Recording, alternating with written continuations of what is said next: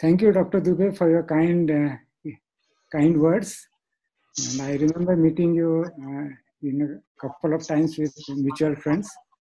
It's always pleasant to see familiar faces here.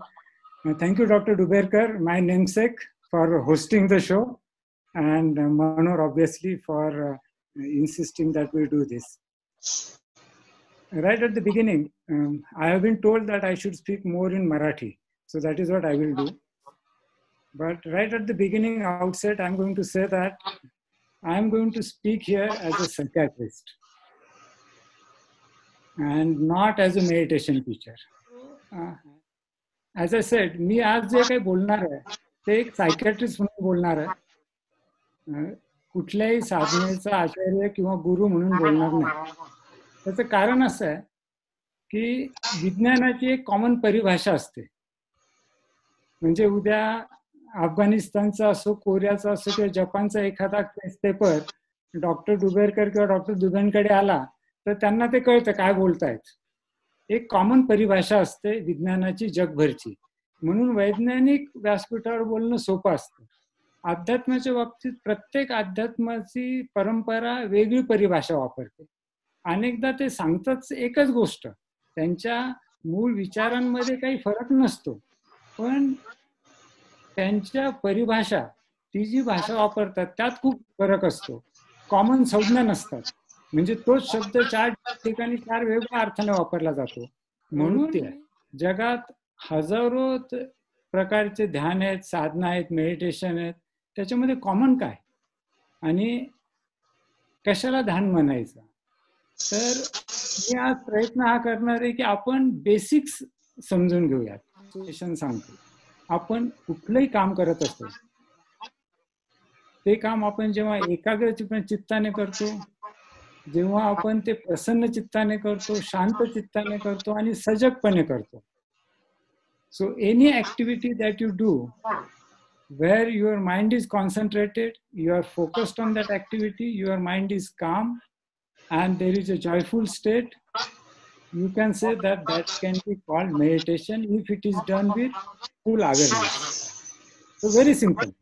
मला माहिती आहे की आता इथे जे ऑडियन्स आहे त्याच्यातले बरेच जण 40ले आहेत, 50ले आहेत, काही 60ले पण आहेत.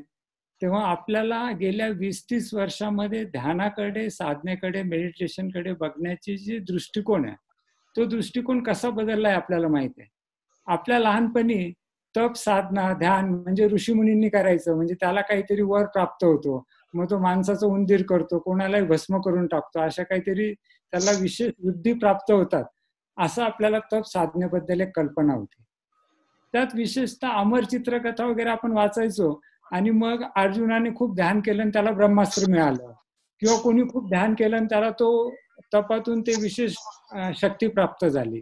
तेव्हा आपण ध्यान करतो हे आपल्या मनाला शांत करण्यासाठी, प्रसन्न करण्यासाठी, आपलं जीवन सुखी करण्यासाठी. ही कल्पना आता गेल्या 20-30 वर्षात हळूहळू रुजली आहे. ही पूर्वी तेवढी नव्हती. याच्या मागचे 2 कारण की अनेक ध्यान प्रणाली ह्या सेक्युलर होत चालल्या आहेत, म्हणजे त्या धार्मिक संघटनांच्या सीमा ओलांडून बाहेर पडल्या आहेत. जसं योग, जगभर योग सगळे काही करतायत, तसं अनेक ध्यान प्रणालींच्या बाबतीत झालेलं आहे आणि ती चांगली गोष्ट आहे.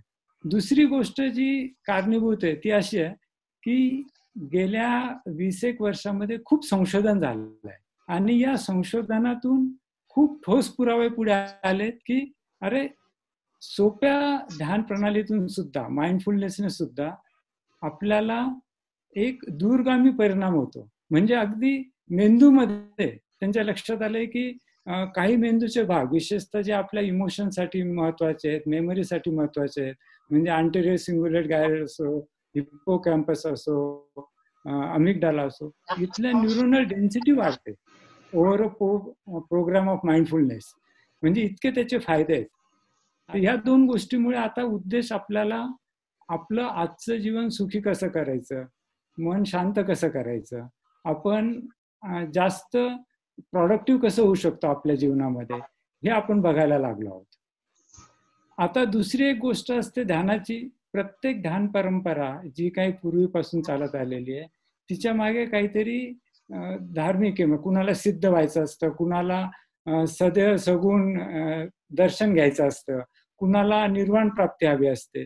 तर ह्या ज्या सर्व प्रत्येक परंपरेचे जे अंतिम उद्दिष्ट असतं, त्यासाठी जे ध्यान करतात, त्याची चर्चा आज आपण करणार नाही. आपण अगदी सोपा, माझा आजचा दिवस कसा मला सुखी करता येईल, मला आजचे ताणतणाव कसे कमी करता येईल, एवढ्या लिमिटेड उद्देशाने आपण माइंडफुलनेस काय करू शकतो किंवा काय ध्यान करू शकतो हे आपण आज बघणार आहोत. तेव्हा ज्यांना खूप उच्च आध्यात्मिक प्रेरणा आहेत किंवा उच्च आध्यात्मिक ध्येय आहेत आणि ते इथे आता श्रोत्यांमध्ये आहेत, तर त्यांनी थोडं ह्या 30 मिनिटासाठी मला माफ करावं. एक प्रश्न असा आलाय की शिकायचं कुणाकडे, मला ध्यान करायचंय, मग मी शिकणार कुणाकडे? तर कुणाकडेही शिका, डोळे उघडे ठेवा, विवेक असू द्यात, वाहवत जाऊ नका. तेव्हा एवढ्या गोष्टी जर कळल्या, मी माझ्या अनेक पेशंट्सला ते विचारतात की मी या बाबाकडे जाऊ का, त्या गुरूंकडे जाऊ का, या मंदिरात जाऊ का, मशीद. मी म्हणतो तुम्हाला ज्या काही धार्मिक प्रवृत्ती आवडतात त्या सगळ्या करा, 2 गोष्टी पाळा, त्यात तुमचा अपयोग पैशांचा होत नाही ना, खर्चिक नाही ना, आणि दुसरी गोष्ट त्याने तुमच्या आरोग्याला हानी नाही ना. ह्या 2 गोष्टी नसल्या तर मग अगदी निर्धास्त शिका.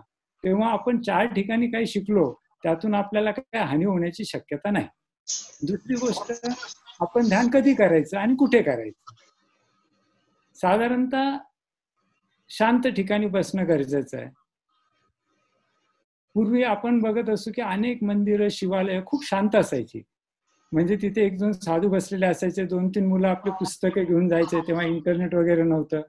तेव्हा अशी शांत ठिकाण आपल्या घरातही, तेव्हा कुठलेही शांत ठिकाण असलं तर आपल्याला सुरुवातीला ध्यान करायला मदत होते. मला काही लोकांना सकाळ खूप मानवते, काहींना संध्याकाळ मानवते. मला रात्री उशिरा ध्यान करायला खूप आवडतं. तर प्रत्येकाने आपली स्वतःची वेळ बघायची की ज्यावेळी मला प्रसन्न असतं, मन शांत असतं, त्यावेळी मी शिकायला सुरुवात केली. तर पुढे मग जेव्हा ताणतणाव असतो तेव्हा त्याची मला मदत होईल. तेव्हा सुरुवातीला तरी आपण आपली वेळ निवडणं गरजेचं असतं की जेव्हा मी बऱ्यापैकी फ्रेश आहे. मेडिटेशन बद्दल सगळ्यात मोठा गैरसमज असा आहे की मी बसलोय निवांत म्हणजे आपोआप ध्यान होतं, तसं नाही. ही प्रयत्नपूर्वक करायची गोष्ट आहे. मी हे परत रिपीट करणार आहे. ध्यान ही प्रयत्नपूर्वक करायची गोष्ट आहे. It is mental training. No training happens automatically. There has to be intention behind it. तुम्ही मनपूर्वक स्वतःहून ठरवून करायची गोष्ट आहे. जर तुम्ही ठरवून मनपूर्वक स्वतःहून करत नसाल तर ते ध्यान नाही. तेव्हा हे जे इंटेन्शन आहे, म्हणजे स्वतःहून प्रयत्नपूर्वक करणं, हे अत्यंत महत्वाचं आहे आणि त्याला प्रायोरिटी देणं महत्वाचं आहे. खूप वेळा आपण काय करतो की मला वेळ मिळेल निवांत तेव्हा मी करेल, तेव्हा कराच. पण आपल्या दिवसाचं टाइम टेबल करताना प्रायोरिटी त्याला दिली तर मग आपल्याला वेळ मिळतो. एक अजून महत्वाची गोष्ट लक्षात ठेवायची, सुरुवातीला सांगतोय की ध्यान is not a cure all. म्हणजे कुठलाही ब्लड प्रेशर होतंय तर ध्यान कर, डायबिटीस होतोय ध्यान कर, आणि त्याने औषधोपचार बंद करून कर. विशेषतः प्रत्येकाला ध्यानाने मदत होते, पण अनेकदा अनेक आध्यात्मिक परंपरा आणि काही काही वेळा तर अत्यंत महान काम करणारे योगाचार्य सुद्धा ही चूक करतात की ब्लड प्रेशर आहे, काय करू नको, तू ध्यान कर, फक्त औषधं बंद कर. तर कुठलंही ध्यान हे मेडिकल ट्रीटमेंटला ऑल्टरनेटिव्ह असू शकत नाही, आणि कमीत कमी मी ते रेकमेंड तसं करत नाही. Meditation is not an alternative for medical treatment. It is a complimentary thing. It supplements medical treatment. शक्य आहे की एखाद्याला ब्लड प्रेशर डिटेक्ट झालं, त्यानंतर त्याने लाईफस्टाईल चेंज केली, ध्यान करायला लागला, वजन कमी केलं, एक्सरसाइज करायला लागला, आणि मग त्याचं ब्लड प्रेशर कमी झालं, तर मग डॉक्टर दुबे स्वतःहूनच त्याची औषधं कमी करतील. आपण बऱ्याच वेळा जेव्हा ध्यान सुरू करतो तेव्हा कुठल्या तरी ताणतणावाच्या स्थितीत जात असताना करत असतो, हे खरं आहे. कधी कधी लोक काही असे असतात की त्यांचं जीवन समृद्ध आहे, पण अधिक समृद्ध कसं करता येईल मला, how can I live a Fuller life, a more complete life, म्हणून ते करतात. असे दोन्ही प्रकार असतात. याच्यातले जे ताणतणाव सुरू असताना खूप अडचणीच्या काळात ध्यान सुरू करतात, त्यांच्यासाठी एक रिक्वेस्ट अशी की थोडा संयम राखणं गरजेचं आहे. कारण तुम्ही सुरू करताना तणावपूर्ण स्थितीत सुरू करताय. तेव्हा ध्यान कधी, जेव्हा आपल्याला काही मोठी अडचण नाहीये तेव्हा सुरू केलेलं चांगलं.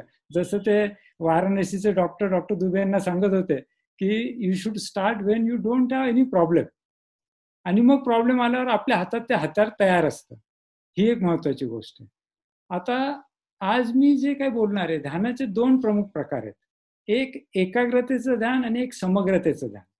एकाग्रतेचं ध्यान म्हणजे आपण कुठल्या तरी नामाचा जप करतो, कुठले तरी चित्र आहे, कुठली तरी व्यक्ती आहे, कुठलं तरी रूप आहे, त्याचं ध्यान करतो. मला विठोबाबद्दल खूप भक्ती आहे आणि मी विठोबाचं ध्यान करतो आणि त्यामध्ये मी तल्लीन होऊन जातो. त्यामध्ये मी एकरूप होऊन जातो आणि ते जे ॲब्सॉर्प्शन आहे तेही ध्यान आहे. हे सर्व जे इतर ध्यान आहेत, ज्याच्यामध्ये कुठल्या तरी एका बाह्य आलंबनावर किंवा अंतर्गत आलंबनावर आपण चित्त एकाग्र करतो. जसं काही तिबेटन पद्धतीमध्ये मंडल असतात आणि मग त्या मंडलाकडे बघत बघत तो डोळे बंद करत ते पूर्ण त्याशी एकजीव होतो, एकरूप होतो. ते एक ध्यान आहे, ते एकाग्रतेचं ध्यान. त्याच्यामध्ये concentration is the most important thing. दुसरं ध्यान समग्रतेचं, ज्याला आपण माइंडफुलनेस म्हणतो, सजग असणे म्हणतो. तर आज आपण चर्चा करणार आहोत ती सजगतेच्या ध्यानाची, की आपण सजग कसं राहू शकतो आणि हे आपण दिवसाच्या दिनचर्येमध्ये ते कसं इंटिग्रेट करू शकतो हे आपण बघणार आहोत. परत एकदा सांगतो, ध्यान हे पद्धतशीरपणे करायची गोष्ट आहे. ही प्रयत्नपूर्वक करायची गोष्ट आहे. प्रयत्नपूर्वक मनाला एकाग्र करणे, सजग करणे, सावधान करणे म्हणजे ध्यान.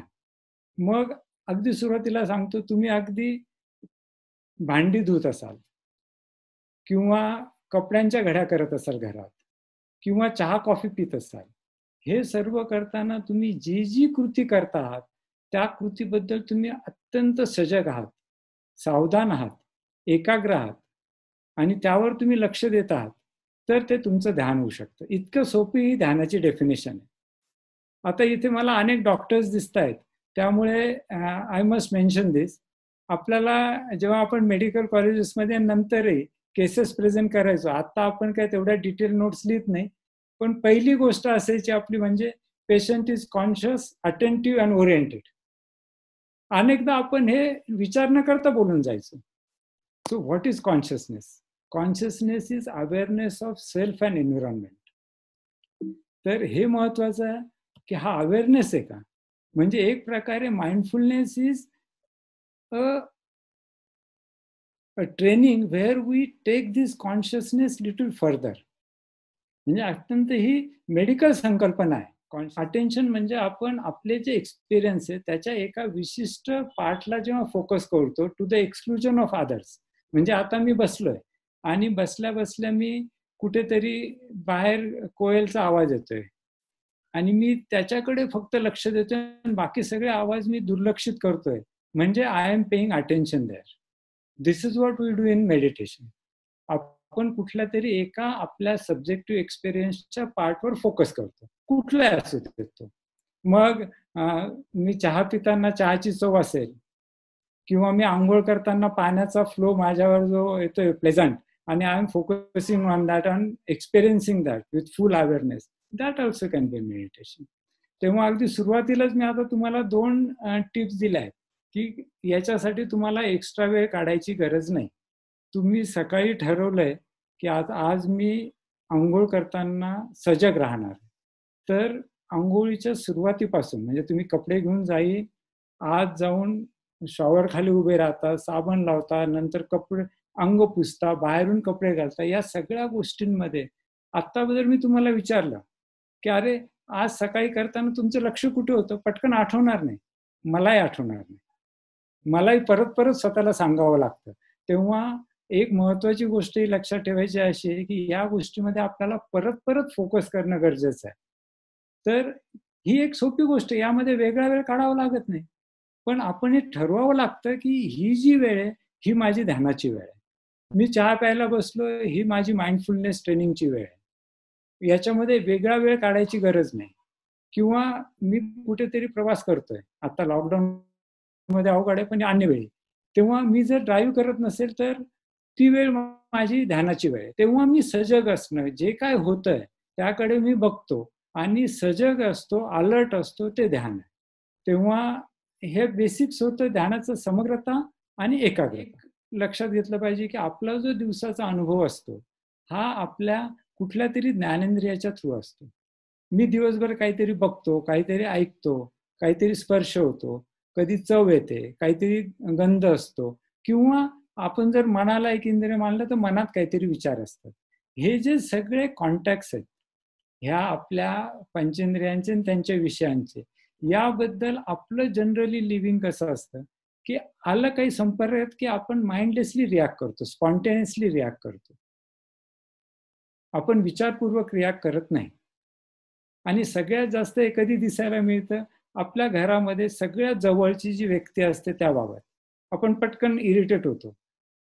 अगदी बाहेर 1000 पेशंट समोर एकदाही न चिडणारा डॉक्टर किंवा चिडणारी डॉक्टर त्याच्या बायको किंवा नवरा असला की पटकन काहीतरी चिडते, कारण तिथे अटॅचमेंट असते. तेव्हा दिवसातला काही काळ तरी आपण प्रयत्नपूर्वक, जाणीवपूर्वक त्याला रिस्पॉन्स देणं, हा माइंडफुलनेस ट्रेनिंगचा महत्वाचा भाग आहे. रिस्पॉन्स द्यायचा नाही असं नाही, पण सजग असणं गरजेचं आहे. म्हणजे आपल्याला कळतच नाही ना आपण रिॲक्शन देऊन मोकळे होतोय, हे टाळता कसं येईल हे आपण बघणार. आता माइंडफुलनेस मध्ये आपण काय करतो की पद्धतशीरपणे फोकस करतोय कुठल्या ऍक्टिव्हिटी. मी सांगितलं की चहा पिणं असो, कपडे धुणं असो, भांडी धुणं असो, किंवा पेशंटशी बोलणं असो, किंवा इतरही कुठली कृती असो, यामध्ये महत्वाची गोष्ट आहे की वर्तमान क्षणात फोकस करणं गरजेचं आहे की आत्ता मी काय करतो. आणि हे अवघड आहे, आपल्या मनामध्ये सारखे काहीतरी विचार येत असतात, पण आपण जे काही काम करतोय त्यावर परत परत लक्ष केंद्रित करणं हे गरजेचं आहे. मनात विचार येतात तेव्हा चिडायचं नाही, येतात विचार. म्हणजे मी आता ठरवलंय की मला ह्या 4 डिशेस धुवायच्या आहेत. मी लॉकडाऊन आहे म्हणून हे उदाहरण देतो बरं का, नाहीतर तुम्ही म्हणताय की तुम्ही मला फक्त भांडेच धुता आम्ही दिवसभर असं वाटतंय की काय, तसं नाहीये. लॉकडाऊनचा काळ आपण सगळे घरात मदत करतोय, चांगली गोष्ट आहे. तर या 4 डिशेस मला धुवायच्या आहेत. तर त्या धुताना मी सजग आहे की हातात पाणी आहे, साबण आहे, मग ते गरम पाणी आहे, थंड पाणी आहे, तर साफ झालाय, मग फडकं घेतलंय, त्याने पुसतोय. हे करताना माझं मन भरकटणार आणि मनात काहीतरी विचार येणार, हे स्वाभाविक आहे. ही दुसरी महत्वाची गोष्ट की आपलं मन भरकटतं हे स्वाभाविक आहे. तेव्हा जजमेंट द्यायचं नाही की अरे हे काय, मला काही कॉन्सन्ट्रेशनच नाही माझ्यात, काही माझं मन एकाग्रच होत नाही. कुणाचंही चित्त 100% एकाग्र होत नसतं, हे मी तुम्हाला सांगतो. प्रत्येकाचं मन भरकटत असतं. ते आपण जितक्या लवकर स्वीकारू तितकं आपली ध्यानात प्रगती होते आणि आपण सावधान होतो. आता मी बोलता बोलता ध्यानात प्रगती होते सांगून गेलो, तेव्हा हे काही मार्क्स नसतं त्याला. मला एक प्रश्न आलाय की ध्यानात सक्सेसफुल कसं व्हायचं. आपल्याला ही जी संदर्भाची चौकट आहे सक्सेसची, हीच बदलायला हवी. ध्यानामध्ये सक्सेस नसतो. ध्यानामध्ये acceptance of failure is success. म्हणजे माझं लक्ष लागत नाही हे जेव्हा माझ्या लक्षात येतं आणि मी ते स्वीकारतो, म्हणजे मी यशस्वी झालोय. असं होत नाही की माझं मन भरकटणारच नाही, माझं मन एकाग्रच राहील कायम, मी त्याच गोष्टीमध्ये क्षण प्रतिक्षण सजग राहील, असं कधीही होत नाही. आपलं मन इकडे तिकडे जात असतं, आपल्याला विविध इनपुट येत असतात, आपण त्याकडे डिस्ट्रॅक्ट होत असतो. तेव्हा ध्यान करताना आपला हा जो कॉम्पिटिटिव्ह सेन्स असतो, विशेषतः व्यावसायिकांमध्ये खूप असतं की अरे हा आपल्या पुढे आहे का, तो मागे आहे का, आणि त्यामुळे मग आपण अनेक गोष्टी अशा करत असतो की त्या ध्यानाचं मूळ उद्देशच जातं. ध्यानामध्ये आपल्याला कुठेही यशस्वी व्हायचं नाहीये, ही पहिली गोष्ट आहे. जे होईल ते पाहायचंय, जसं होईल ते पाहायचंय. माझं मन लागत नाही हे स्वीकार करायचंय. ओके, आता आपण रोजच्या जीवनात अजून काय काय करू शकतो. सगळ्यात महत्वाचं ध्यान आपण जे करू शकतो ते म्हणजे वॉकिंग मेडिटेशन. आपण प्रत्येक जण काहीतरी व्यायाम करतो, प्रत्येक जण काहीतरी एरोबिक अनएरोबिक एक्सरसाइज करत असतो तेव्हा, आणि चालत असतो.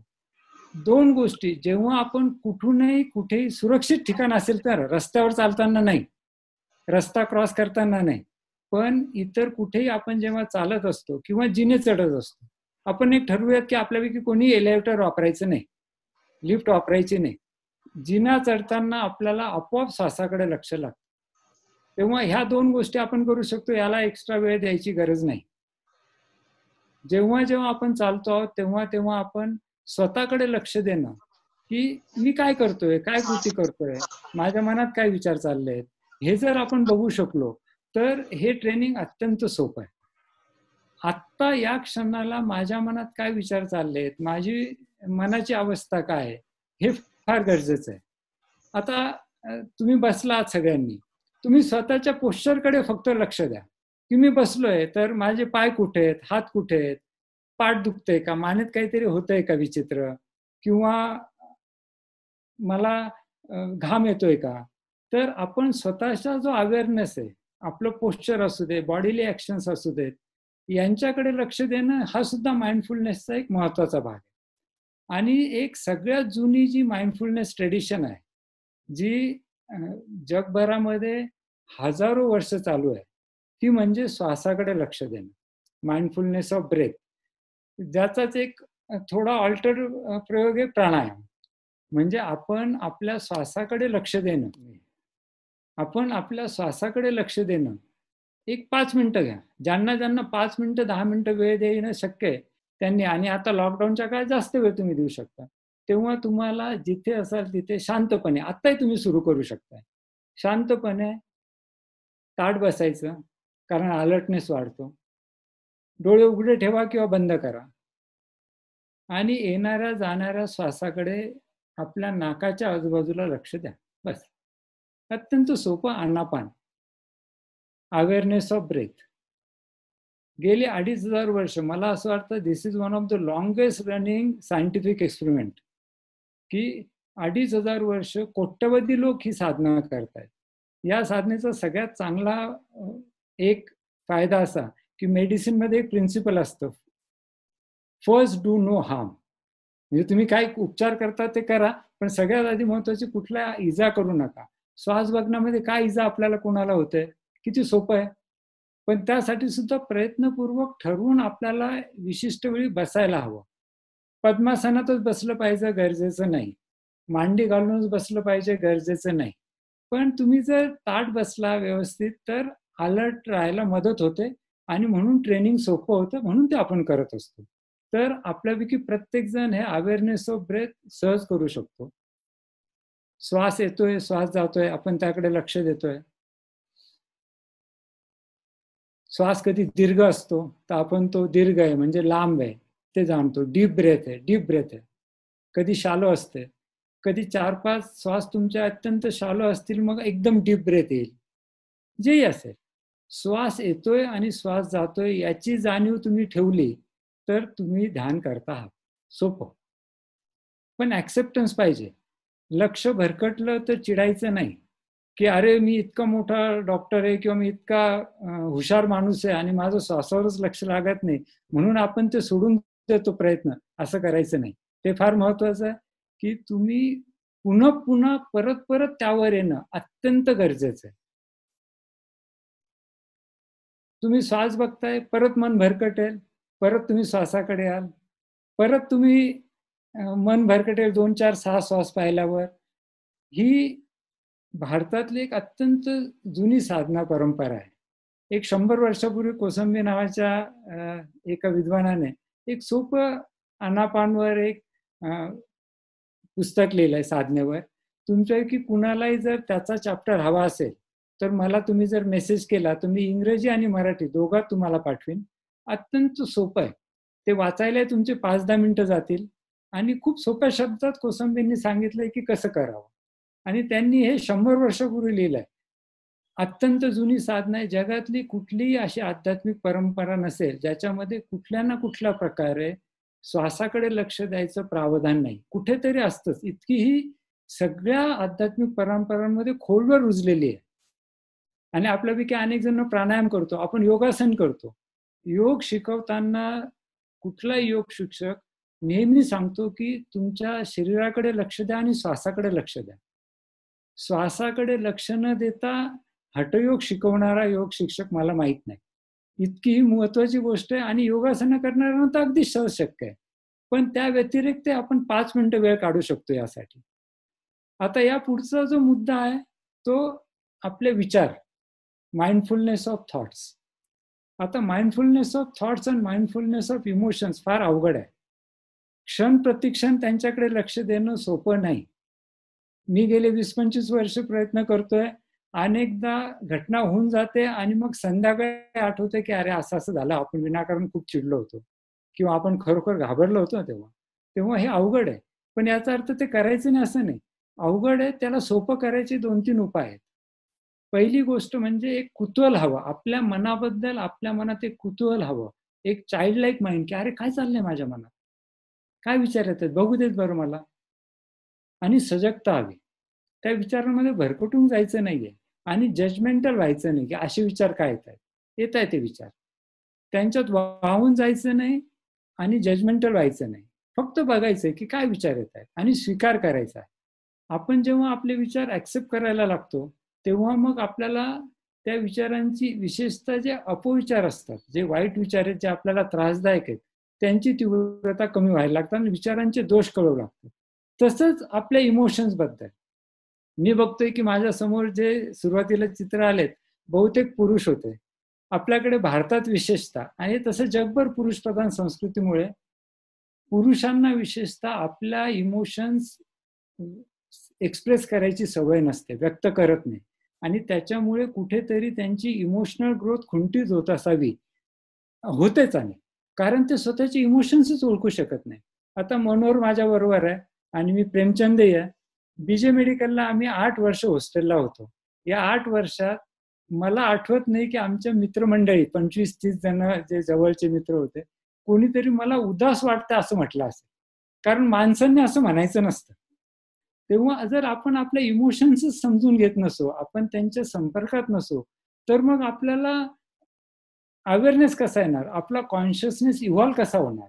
तेव्हा परत एक महत्वाची गोष्ट, की माझ्या मनात जे काही इमोशन्स आहेत, त्या मी ॲक्सेप्ट केल्या पाहिजे. आता एक क्षण प्रतिक्षण करणं शक्य नाही. तर मी माझ्या पेशंट्सला जी ट्रिक सांगतो, ती मी तुम्हाला सांगतो.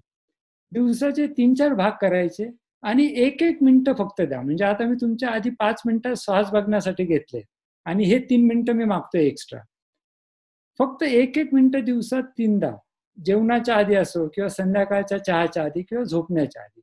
फक्त विचार करायचा, ज्याला आपण प्रत्यवेक्षण किंवा सिंहावलोकन म्हणतो, की सकाळी उठल्यापासून आतापर्यंत मी खूप अस्वस्थ झालो का? खूप चिडलो का? काही असे विचार आले की ज्याने मी खूप डिस्टर्ब झालो. तेव्हा मला डिस्टर्ब करणारे, अपसेट करणारे विचार जे आले, ते मी फक्त नोंद मेंटली घ्यायची. त्याच्यापेक्षा चांगलं असं की पेपर आणि पेन घेऊन बसावं. ते सोपं आणि चांगलं. पण तसं करायचं नसेल तर कमीत कमी 1 मिनिटं एक्सक्लुझिव्ह याला द्यायचं, की सकाळपासून माझे मनात काय भावना आहेत? काय विचार आहेत? मी मध्ये एक फिल्म पाहिली विदेशातली. 6 वर्षाची मुलं आणि त्यांच्या शाळेच्या वर्गामध्ये काय करतात ते, तर मुलं सकाळी आले शाळेमध्ये, की त्या मुलांनी 2-2चा ग्रुप करतात, पेअर करतात आणि त्या पेअरने एकमेकांना सांगायचंय, की सकाळपासून त्यांच्या मनात काय-काय विचार आहेत आणि त्यांची मेंटल स्थिती कशी आहे. मी चिडलेलो आहे, मी आईवर रागावलो, मी रडलो. ही एक खूप मोठी गोष्ट आहे, की लहानपणापासून त्या मुलांना स्वतःच्या मनाकडे बघण्याचं ट्रेनिंग मिळतंय. आत्ताही आपल्यालाही वेळ गेलेली नाही. तेव्हा दिवसातून 3दा आपण जर हा डिव्हाईड केलं आणि स्वतःकडे फक्त आज सकाळपासून मी सगळ्यात जास्त अपसेट कधी होतो. मी तुम्हाला प्रत्येकाला गॅरंटी देऊन सांगतो, within 15 days you will learn lot of interesting things about yourself. म्हणजे मी सांगतो, मी जेव्हा हे ट्रेनिंग सुरू केलं, अगदी सिरियसली, माझ्या लक्षात आलं, की अरे मी जो चिडतो तो फक्त माझ्या सगळ्यात जवळच्या मित्रांवर चिडतो. बाहेरच्यांवर कधी चिड होत नाही. ही एक सोपी नवीन गोष्ट होती माझ्यासाठी. तर हे 3दा तुम्ही करू शकता. दुसरी गोष्ट एक अत्यंत महत्वाची, जी तरुणांना विशेषतः आवडते आणि तुम्हीही करू शकता. हे तुम्ही 2 मिनिटं करा, 5 मिनिटं करा, कधी माइंडफुल लिसनिंग. तुम्ही चहा घेऊन बसलाय किंवा कुठेतरी निवांत आहात. फक्त बाहेर जे जे आवाज होत आहेत, त्या आवाजांकडे लक्ष द्यायचं. एकाच आवाजाकडे लक्ष देणं गरजेचं नाही. पक्ष्याचा आवाज येतो, मग कुठला तरी गाडीचा आवाज येतो, मग कुठेतरी गाणं चाललंय त्याचा आवाज येतो. तर फक्त तेवढा वेळ तुम्ही ठरवायचं किती वेळ मी करतो. तेवढा वेळ फक्त त्या आवाजाकडे लक्ष द्यायचं. मग एक आवाज आहे. आजकाल खूप जण लेह लडाखला जातात आणि तिथून ते एक पॉट घेऊन येतात कॉपरचा विथ वुडन स्पून आणि मग ते लाकूड फिरवलं की त्याचा आवाज येतो. That is what you are creating sound and then you are focusing on it. तुम्हाला क्रिएट करायची गरज नाही. जिथे बसला आहात तिथे तुम्ही शांतपणे ते ऐकला की that is your mindfulness training, that is your mindfulness meditation. आणि इथे सगळ्यात महत्वाचं, खूप ट्रेकर्स आहेत, निसर्गप्रेमी लोक आहेत, तेव्हा अत्यंत जुन्या पाली साहित्यामध्ये एक अभिभवयतन म्हणून ध्यान आहे. आणि ते ध्यान काय, खूप क्युरियस आहे, कारण मलाही जवळपास 20 वर्ष केल्यानंतरही मला हे सूत्र जी होती ही मी तेवढं वाचली नव्हती. मग मला कोसंबींच्या लिहिण्यातून ते आली की निसर्गातला कुठलाही देखावा असेल, कुठलाही देखावा असेल, डोंगर आहे, हिरवीगार झाडी आहेत, किंवा आता तुम्ही बघत असाल की सगळीकडे गुलमोहर फुलला आहे, अत्यंत सुंदर गुलमोहर फुललेला आहे, किंवा कुठे शेत असेल अगदी हिरवगार असेल, किंवा आता जर कापणीला आला असेल तर मग गहू असतो, तो असा पिवळा असतो. तर कुठलाही निसर्गातलं दृश्य ते जेव्हा आपण डोळ्यात साठवतो, अगदी प्रयत्नपूर्वक लक्षपूर्वक साठवतो, तेही एक प्रकारचं ध्यान आहे. That is also mindfulness. आता आपल्याकडे बाबतीत काय होतं अनेकदा की कुठलाही सुंदर देखावा पाहिला की तो सुंदर देखावा डोळ्यात साठवायच्या आधी आपल्याला घाई असते कॅमेऱ्यात साठवायचा आणि कोणाला तरी पाठवायचा. तेव्हा 2 मिनिटं थांबा, आपण 2 मिनिटांनी पाठवलं ते चित्र तरी चालणार आहे, पिक्चर. तर 2 मिनिटं जर थांबून आपण फक्त एवढं केलं की निसर्गात रोज, अगदी आज काही कारणाने मला घराबाहेर पाहावं लागलं, 4 ठिकाणी गुलमोहर इतके सुंदर लाल झाले होते की लहानपणाच्या गोष्टी आठवायला लागल्या. तसंच शेत आहे, तुम्ही अनेक जण निसर्गात जाताय, ट्रेकिंगला जाता, तेव्हा निसर्गातलं कुठलंही दृश्य जेव्हा तुम्ही डोळ्यात साठवता आणि त्याच्याकडे पूर्ण सजगपणे बघता, मग ते तुम्ही काही क्षण बघा, काही मिनिट बघा, that is also mindfulness meditation.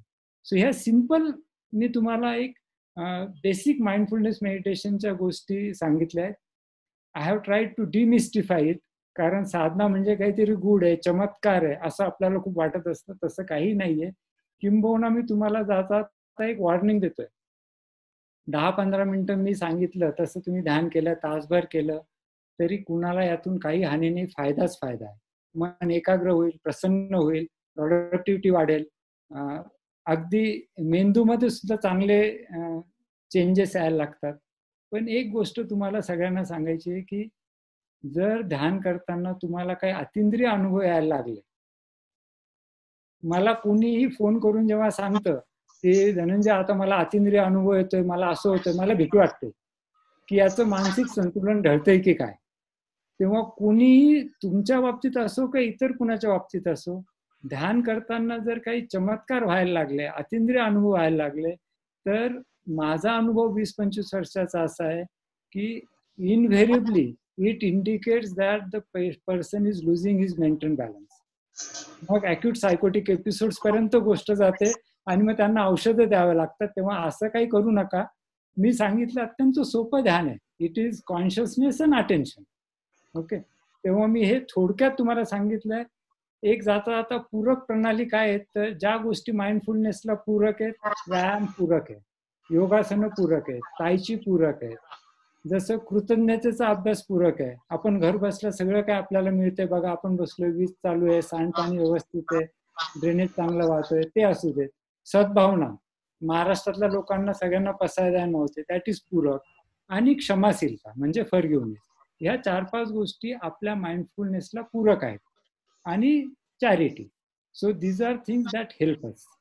तरी थोडक्यात आपण चर्चा केलेली आहे. मी ठरवलं होतं एक 35 मिनिटात संपवायचं, त्याच्या पुढे गेलोय. सुरुवात माझ्यामुळेच उशीर झालेला आहे, तरी तुम्ही शांतपणे ऐकताय, चांगली गोष्ट आहे. आता मी माईक परत दुबे सरांकडे देतो आणि त्यांना काही प्रश्न असेल तर मी त्याची उत्तरं देतो. I think you have covered most of the questions.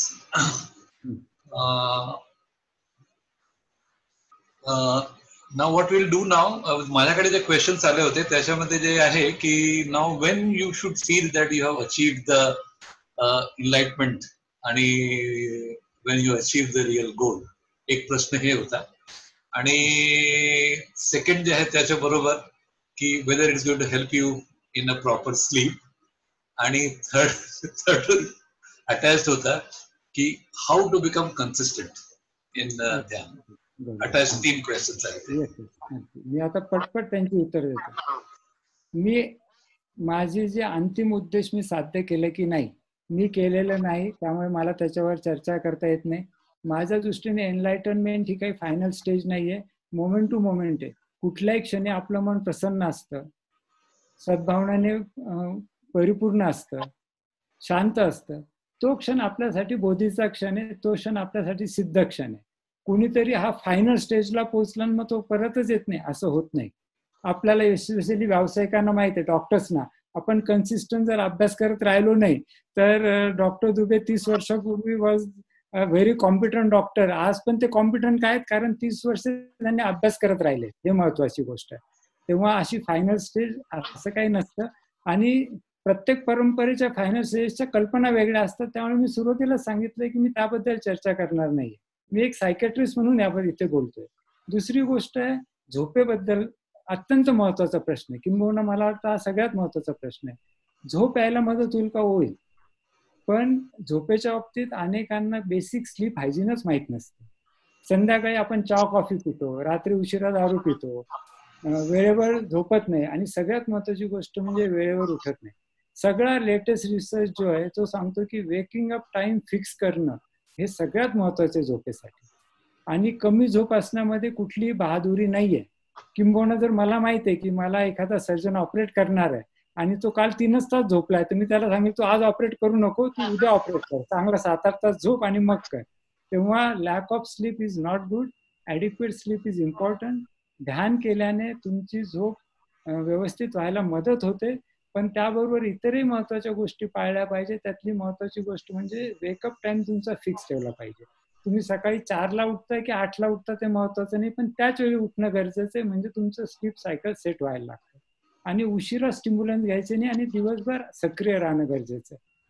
माइंडफुलनेसने नक्की फायदा होईल. दुसरी एक गोष्ट की कन्सिस्टन्सी कशी ठेवायची, हा प्रश्न सगळ्यांना आहे, मलाही आहे. आणि 20 वर्षापासून मी त्या प्रश्नाची एक प्रकारे कन्सिस्टन्सी ठेवायचं सगळ्यात महत्वाचं म्हणजे आपण त्याला प्रायोरिटी देणं गरजेचं आहे. माझा दिवस मी दिवसाचं टाइम टेबल बनवेल आणि मग कुठेतरी त्यात ध्यान घुसवेल असं होत नाही. मला महत्वाच्या गोष्टी आधी ठरवायच्या असतात. तेव्हा त्या 10 मिनिटं असो, 5 मिनिटं असो, 15 मिनिटं असो, 1 तास असो, मी जो वेळ देतो तो मला आधी प्रायोरिटीने त्याला दिला पाहिजे. माझ्यासाठी ते महत्वाचं आहे आणि ते मी करणारच. आणि जसं आपलं स्टिअरिंग व्हील गाडीचं आपण काम ऍडजस्ट करत असतो, आपण परत डिरेल होऊ, परत येऊ, तेव्हा पुन्हा परत रिफोकस करणं, परत कमिट करणं अत्यंत गरजेचं आहे. यामध्ये कधी कधी जर आपल्याला सोबती असला तर फायदा होतो. जसं एक्झरसाईजच्या बाबतीत आहे, जे एक्झरसाईजच्या बाबतीत होतं तेच प्रत्येकाला माहिती, एक्झरसाईज चांगली, मग का बंद होते?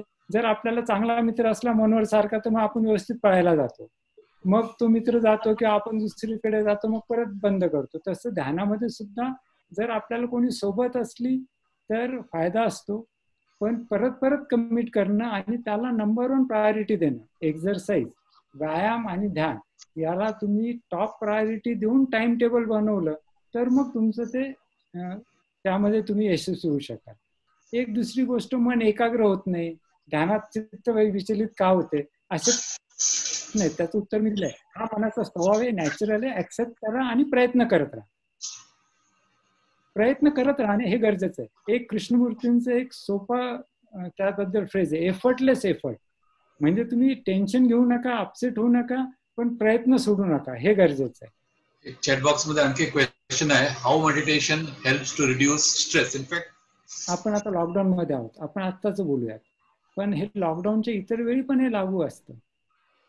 आपल्या आयुष्यभर आपण जेव्हा कुठे काही काम करतो, सकाळपासून रात्री आपण उठतो, पाण्याचा नळ उघडतो, पाणी येत असतं, स्विच ऑन करतो, लाईट लागतो, आपला कचरा गोळा केला जातो, तेव्हा दिवसभर हजारो लोक आपल्यासाठी झटत असतात, तेव्हा आपलं जीवन सुखकर होत असतं.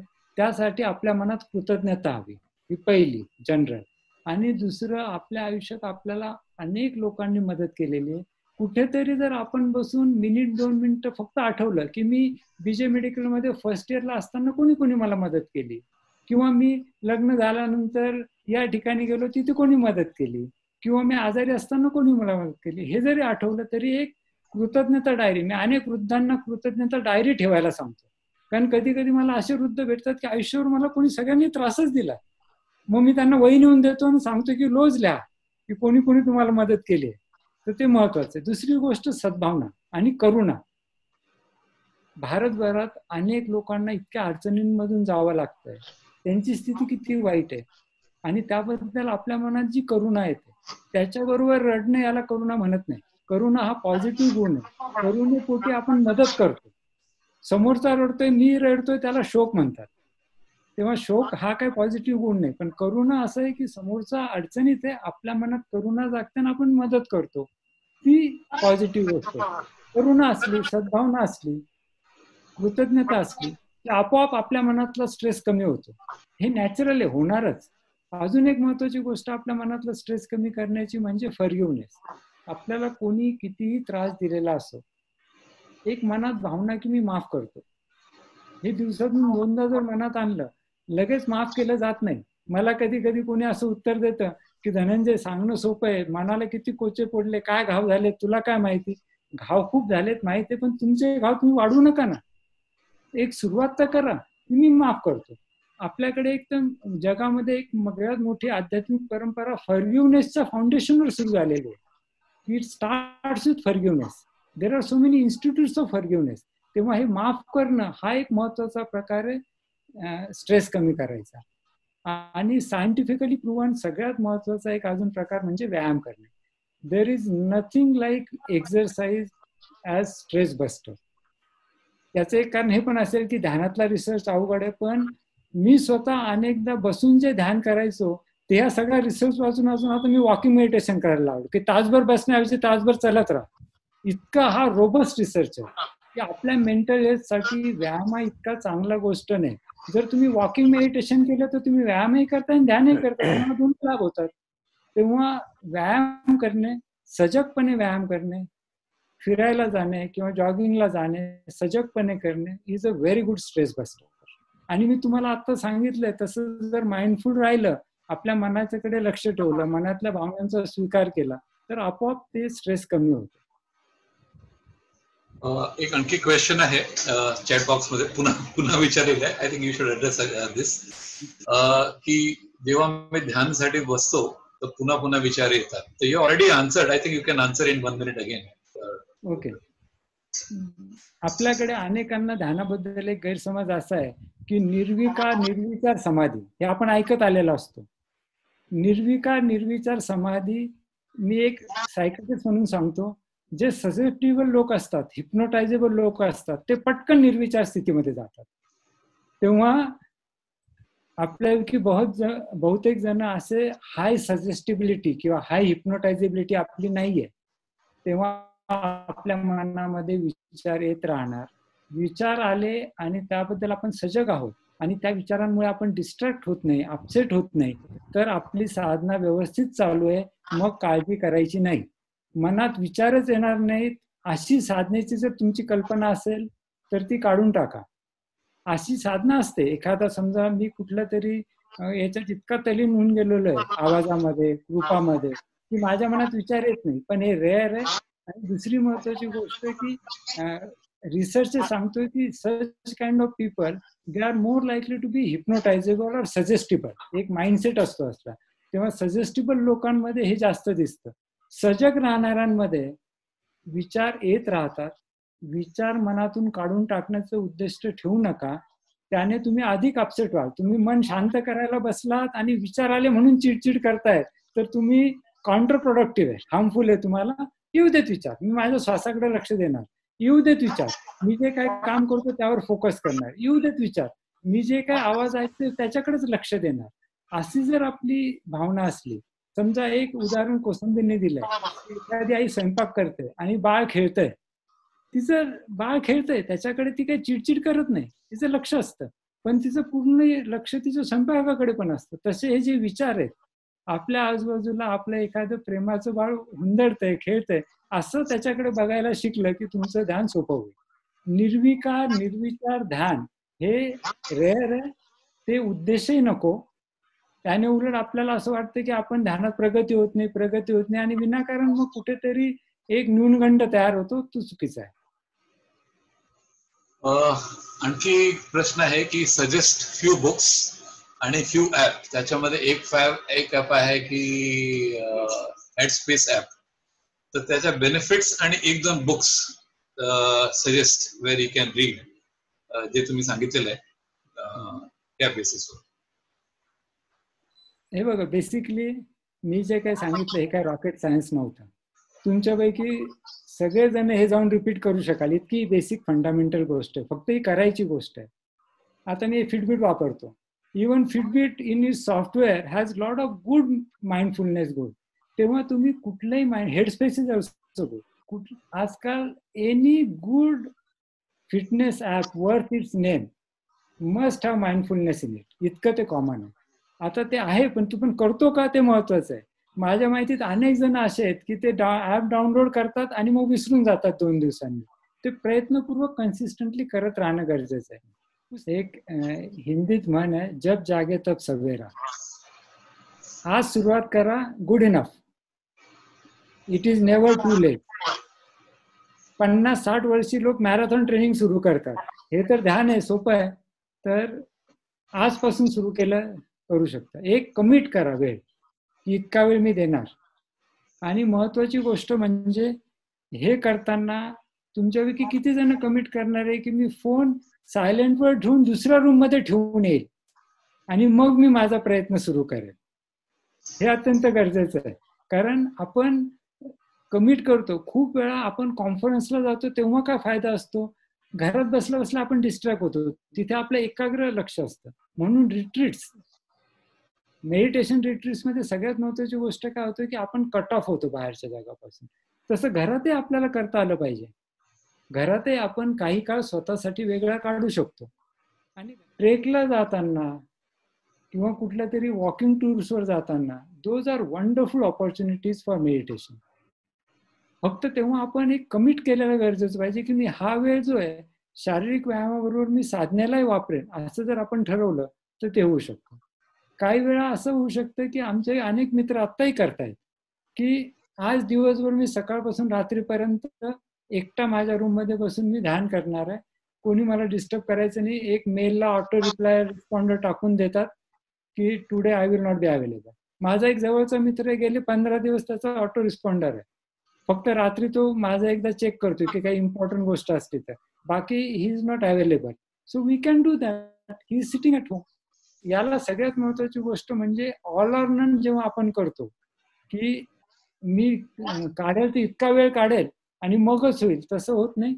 छोट्यापासून सुरू करा. तुम्ही रोज अर्धा तासापासून सुरुवात करा तरी चालेल, पण ही कमिटमेंट महत्वाची आहे की इतकी वेळ मी माझ्यासाठी, हा माझा स्वतःसाठी दिलेला वेळ आहे आणि तो मी देणारच. ही स्वतःसाठी कमिटमेंट करणं गरजेचं. So does it make sense, Dr. Dubey? Yes, it does. Now,